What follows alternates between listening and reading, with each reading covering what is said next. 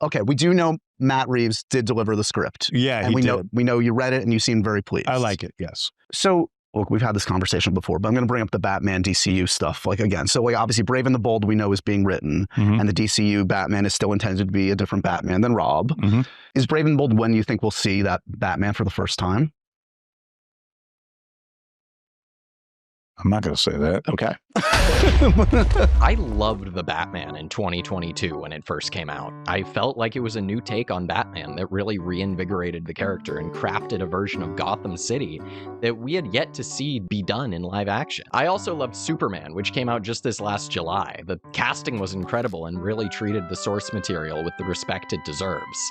I've seen some people say that they think it was one of the best superhero movie releases in the last decade, and well, I wouldn't go that far. I thought it was a fun movie, and it served as a fantastic start to the DCU. But some people don't think it should be the start, and that the official start should have been far earlier. Specifically, I've seen a lot of people online saying that they think Robert Pattinson should play the DCU's Batman, and have the Batman be canonized to the DCU. I think this could likely be one of the worst mistakes James Gunn could possibly make at this point for the DCU, and it's also insanely unrealistic. And I'd like to talk about why. I won't downplay that the chemistry between David Corenswet's Superman and Robert Pattinson's Batman would be fantastic. Those two characters removed from their worlds would be really fun to watch on screen together. But that isn't enough to justify merging these universes. The worlds these two films have crafted are vastly different and wholly incompatible. It's been established in Superman that in the DCU, metahumans have been around for 300 years.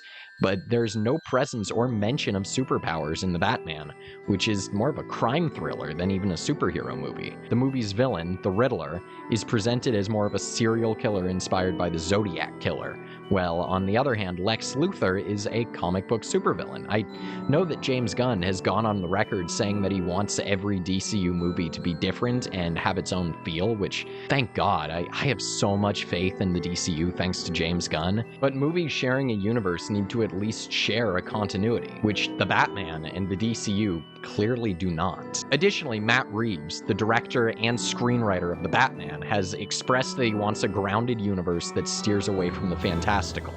And the DCU, well, about that. And honestly, I'm a firm believer that creatives and artists should have full control over their art, and if they want their universe to be established in a particular way, studios shouldn't get in the way of that unless it goes against the law or something. And if the art is bad because of lack of supervision, that seems like a skill issue to me, and like it wouldn't have been good in the first place. That's besides the point. That's a tangent. Anyway, point is, Matt Reeves has a vision for an adaptation of Batman that's unique and fresh, and if that gets muddied up just for the sake of the DCU, if Battinson was in the DCU, his rogues gallery would inevitably get very fantastical and less serial killer-y, which would jeopardize the, again, may I emphasize, very creative and fresh take on Batman that was allowed to exist as an unorthodox side universe, instead of being forced to be the Batman. I know the movie is called The Batman, but he's not the Batman, you know? He's a fantastic adaptation, but with how James Gunn loves comic accuracy, the Batman's original vision would be insanely compromised for this to come true. To talk a little bit about Batman's rogues gallery, if The Batman was DCU canon, that would mean that Barry Keoghan would be the DCU's Joker, and I do not think any of us want this. We already had to endure Jared Leto as the DCEU's Joker, and I think we really need a clown prince of crime for a cinematic universe that isn't a weird version of the character. We need the Joker for the DCU who can mirror Lex Luthor in a way that makes them both formidable supervillains. And I know just the man for the job. Governor of California, Gavin Newsom.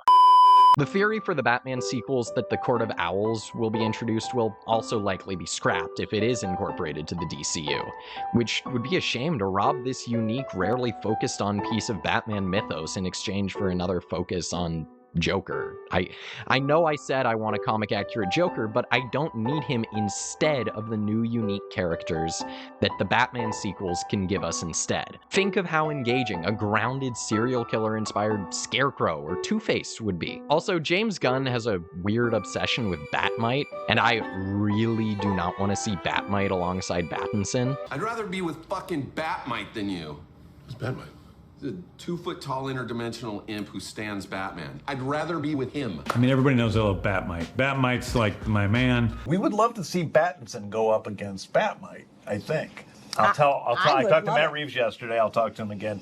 I'm going to call him after this. I'm like, how about Batmite? Matt's going to love that idea. A lot of people are worried about the logistics of having two main Batmans on the big screen at the same time and how that might be confusing for audiences. But I argue this by saying that the current main Green Lantern of the DCU is Guy Gardner. The Spider-Verse films have been released alongside the MCU Spider-Man movies. Krypto was a core character in Superman, and on a whole, general audiences have come so far since superhero movies have started to become as oversaturated as they have in what they are open to and able to understand. I honestly don't think two Batmans on the big screen will be that confusing at all, but I don't think the other one should be Brandon Sklenar, which is the most likely fan cast at the moment. I think it should be an unknown actor, but that's just my opinion and it's a bit off topic. The first confirmed DCU Batman movie is The Brave and the Bold, and it already has Andy Muschietti attached as director, who is, not Matt Reeves. And the plot details currently available have stated it's a Bat family film focused on Batman and Robin. And I believe it's far too early in Robert Pattinson's time as Batman with how they've set up his character to this point to introduce the entire Bat family. I've heard some people argue that one way Pattinson would work as the DCU Batman is by having him be the same iteration of Batman just in the future where the fantastical elements become more prominent over time. And the Batman sequel would serve as a prequel to the DCU Batman films, which is a bit of a stretch in my opinion, and I really don't think this would work considering how this would be confusing to have prequels and sequels with the same exact actors being released alongside each other. Some also argue how Peacemaker Season 1 was canonized and the Suicide Squad was made soft canon from the DCEU to the DCU. This means James Gunn is open to canonizing previous DC works into the DCU, but that doesn't mean the Batman is the same. The Suicide Squad and Peacemaker are both James Gunn creations that he can do with what he wants.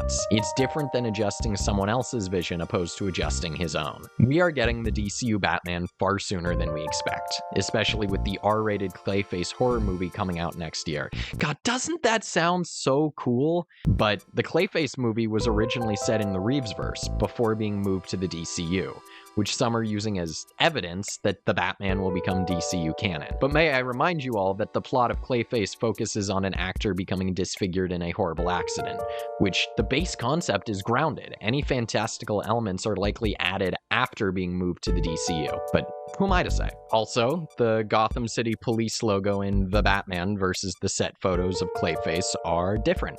So, L plus ratio. Anyway, like I was saying, we're getting the DCU Batman sooner rather than later. So whether I get my way or not, this video will still be obsolete. But my opinion will stay the same, that Robert Pattinson should not be the DCU Batman. But we've already been over it. Thanks for watching.